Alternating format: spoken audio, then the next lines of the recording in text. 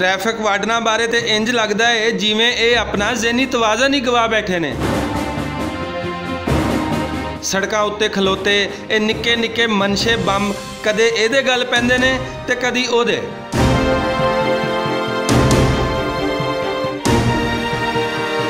CTO Malak Liaquat नूं जदों दी traffic नूं सीधा करन दी जिम्मेदारी दी गई है उन्हें तां वार्डनां नूं जिवें बदमाशी दा पक्का लाइसेंस ही दे दिता है।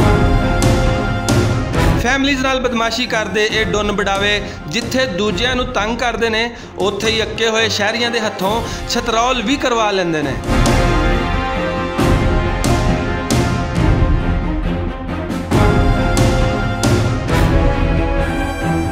CTO होरां दे हुक्म दे नाल सहाफ़ी बरादरी दी तौहीन दा जिहड़ा सिलसिला शुरू होया सी हुण उन्हां दे अपने ही गल पै गया है। CTO साहब मैरिट की दावेदारी तो बड़े शौक नाल करते हैं पर अपनी पीढ़ी हेठ वेखना पसंद नहीं करते।